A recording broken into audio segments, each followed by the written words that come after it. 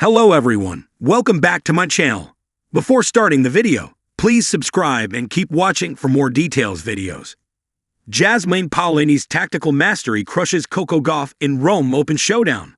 In a stunning upset at the Rome Open final, Jasmine Paolini displayed a masterclass performance that left tennis fans in awe as she outsmarted the rising star Coco Gauff.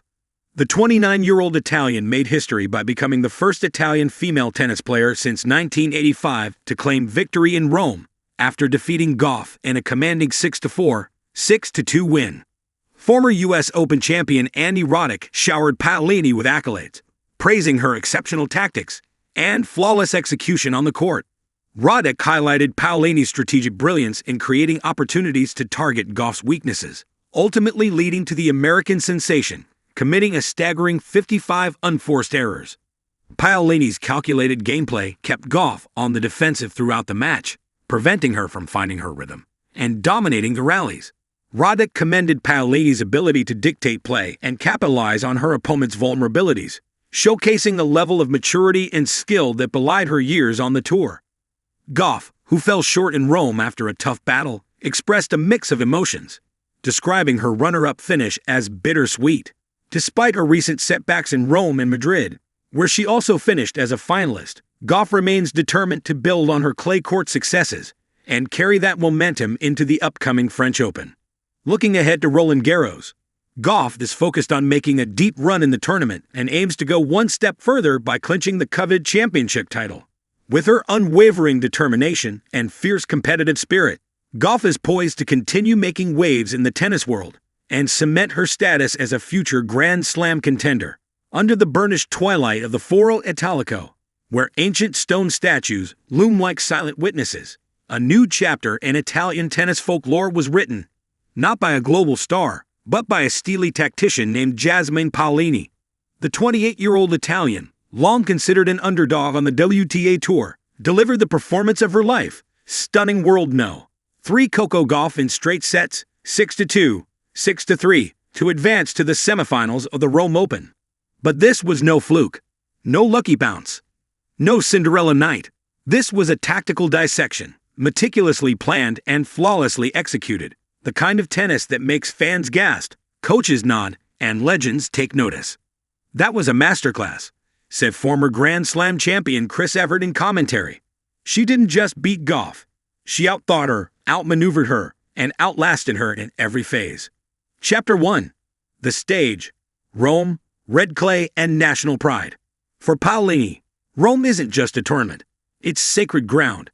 Born in Castelnuovo di Garfagnana, a Tuscan town nestled in the Apennine Hills, Paolini grew up dreaming of moments like this. Playing in Italy's premier tennis event in front of a raucous home crowd is both an honor and a burden. But on this night, under floodlights and thunderous chants of Paolini, the 5'4" dynamo didn't flinch, she flourished. Across the net stood Coco Gauff, 21 years old but already a Grand Slam champion and the face of a generation. Gauff had cruised into the quarterfinals behind her usual mix of athleticism, defense, and booming serves. Many expected another step toward the title. Paolini had other ideas. Chapter 2. The Blueprint. How Paolini broke down Gauff. From the very first point, it was clear. Paolini came with a plan. Instead of trying to match Gauff's pace or beat her in baseline slugfests, where Gauff thrives, Paolini attacked her weaknesses with surgical precision. 1. Exposing the forehand. Gauff's forehand, while improved, remains her most vulnerable shot under pressure. Paolini targeted it relentlessly, sending high, looping topspin balls that bounced awkwardly at shoulder height. The result? A cascade of errors from the American. She turned Coco's forehand into a liability. Noted analyst Martina Navratilova. That's bold and brilliant. 2. Taking time away. Despite being the smaller player, Paolini rushed Gauff's rhythm by stepping into the court and taking balls on the rise. Her compact ground strokes allowed her to redirect pace with minimal backswing, keeping rallies short and uncomfortable. 3. Variety in net play. Paolini mixed in drop shots, slices, moon balls, and sudden net charges, refusing to give Gauff a steady rhythm. Gauff, known for her incredible court coverage, was often caught guessing, a rare sight. By the time Paolini sealed the first set 6-2 with a delicately angled volley, the Roman crowd was on its feet. This wasn't survival tennis. Chapter 3. Gauff struggles. A mirror exposed. To her credit, Coco Gauff fought back early in the second set, breaking Paolini's serve and briefly taking a 2-1 lead. But the American looked tight, unsure whether to attack or defend, her usually trustworthy backhand sailing long, her serve increasingly erratic. It was like she didn't know what shot was coming next, said coach and commentator Brad Gilbert. Paolini was in her head. That confusion was most evident in a pivotal game at 3-3, where Gauff committed 3 straight forehand errors.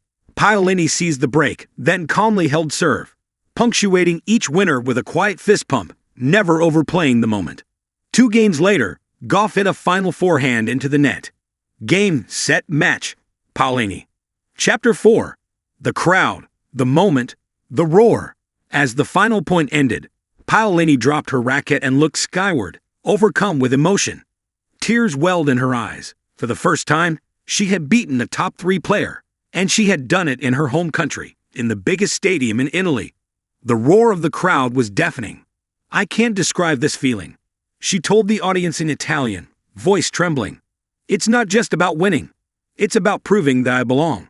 She certainly does. This win wasn't about luck or home advantage. It was about intelligence, courage, and the culmination of years of quiet, unseen work. Chapter 5. What this means for Paolini. For most of her career, Paolini has been the scrappy underdog, a solid clay courter, respected but rarely feared. That changes now. This win propels her into the semifinals of a WTA 1000 event, her biggest breakthrough to date. More importantly, it gives her the belief that she can beat the very best. She has always had the heart, said Italian legend Francesca Schiavone. Tonight, she showed the head. With Roland Garros just weeks away, Paolini suddenly finds herself not just in form, but in contention. Chapter 6. Gauff's learning curve. For Gauff, the loss is a setback, but not a crisis. She remains one of the most consistent performers on tour, but this match exposed the lingering fragility in her forehand, and the occasional tactical indecision that can creep into her game when things don't go according to script. I didn't adapt well enough, she admitted post-match. She played smart tennis. I need to respond faster in those situations. Her team will go back to the drawing board. She's too talented, too driven, not to bounce back. But Rome served as a reminder. In tennis, athleticism alone isn't enough. Tactics still matter. Variety still wins. Chapter 7. A match for the purists. In a tour often dominated by power, Paolini's win felt like a throwback, a celebration of craft over force, subtlety over strength. Her serve, not flashy, but precise. Her winners, not bombs, but brushstrokes. Her demeanor, not loud, but deadly focused. It was a match that coaches will use as a case study for years. She gave us a tennis clinic tonight, said Everett, and reminded everyone that you don't have to be 6 feet tall to dominate a match. Final thoughts. A star is born, on her own terms. In a tennis world where stardom often arrives with teenage fanfare or social media firestorms, Jasmine Paolini's rise has been quiet, steady, and unglamorous. But in Rome, under the lights and in front of a nation, she didn't just win a tennis match. She announced herself. Not with a scream, not with a viral moment, but with a performance so tactically pure, so beautifully balanced, that even Coco Gauff, a future of the sport, had no answer. And perhaps, that's the most exciting part of all. She didn't just beat the future, she became part of it.